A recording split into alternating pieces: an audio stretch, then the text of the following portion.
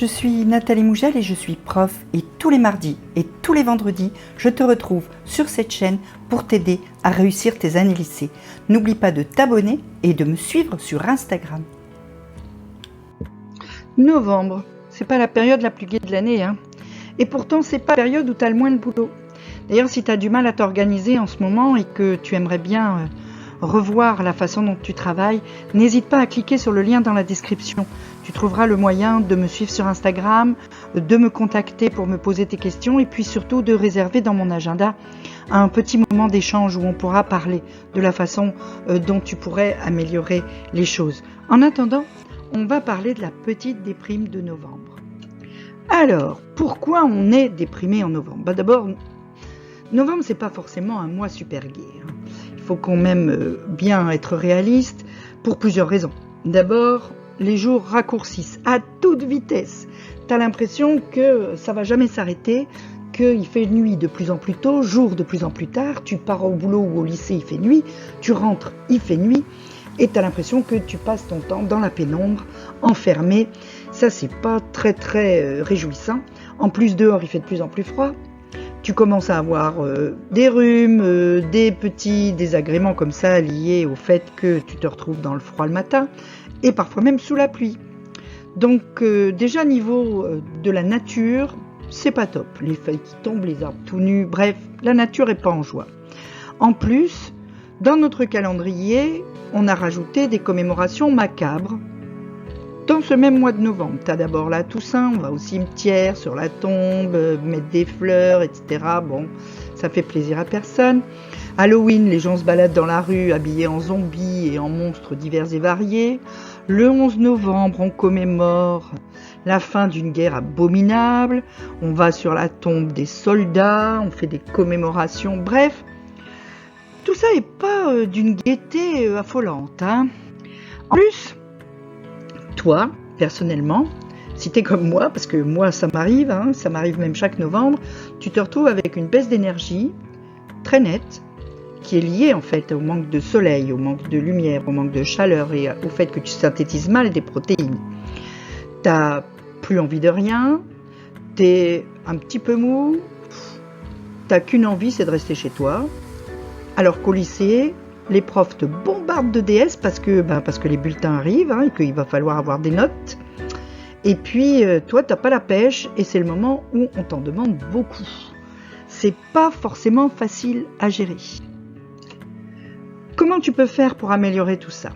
Commence par mettre de la lumière dans ta vie. Parce que la base de tout ça, c'est la lumière.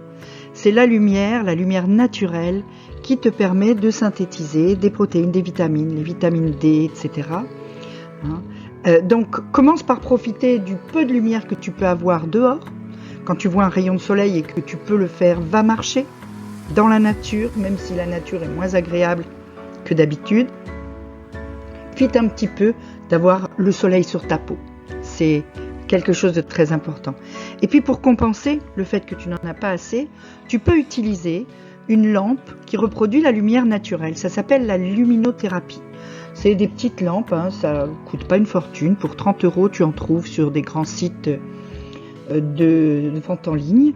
Et 30 minutes le matin ou 30 minutes le soir en faisant tes devoirs, eh bien, tu allumes cette petite lumière sur ton bureau et ça donne à ton corps l'impression d'avoir été véritablement au soleil et il réagit comme s'il avait été véritablement au soleil pendant 30 minutes. Ça permet de compenser un petit peu ce manque de lumière naturelle qu'on subit au mois de novembre.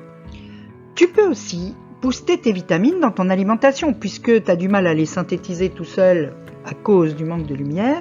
Eh bien, mange-les. Augmente ta ration de fruits. Mange des agrumes d'abord. Les agrumes, c'est plein de vitamine C. La vitamine C, c'est de l'énergie.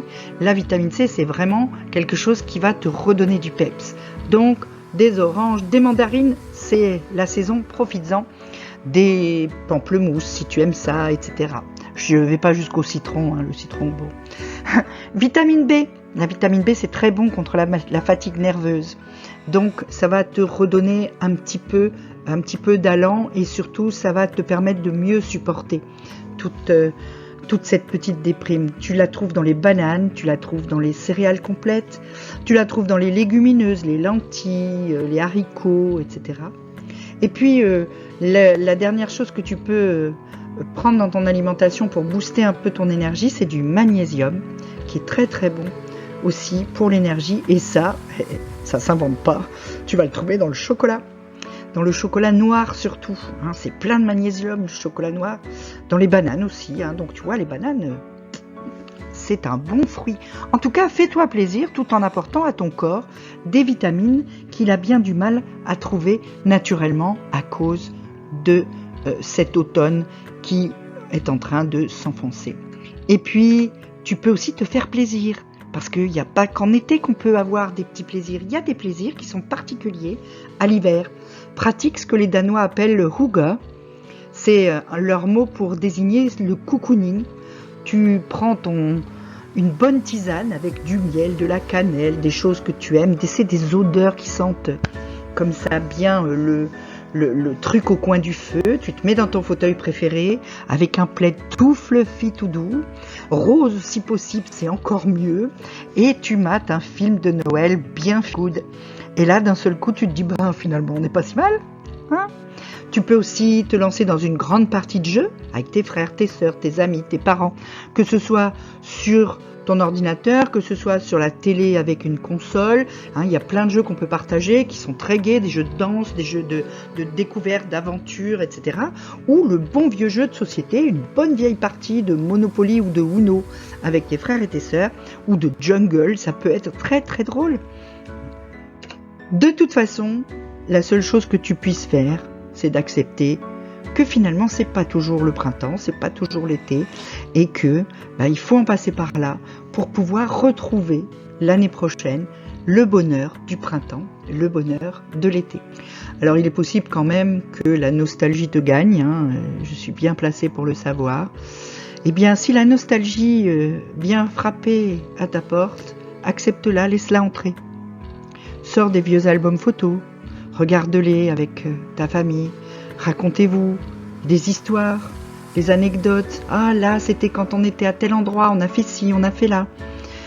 Rappelez-vous sur les photos les personnes qui ne sont plus là et pensez-y sans tristesse, parce que la tristesse ne les ramènera pas de toute façon. Mais embrasse cette nostalgie, cette petite baisse de morale qu'on a en novembre et laisse-la venir, tout en te disant que après novembre, vient décembre. Et décembre, décembre c'est Noël. Et Noël, ça c'est gai.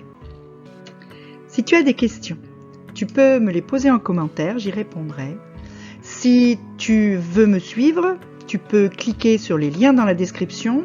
Tu pourras ainsi t'abonner à mes mails, me suivre sur Instagram ou, comme je te l'ai dit, réserver un moment d'échange avec moi dans mon agenda. Je serai très heureuse de discuter avec toi. En attendant, petit pouce bleu, petit abonnement, petite cloche. À très vite.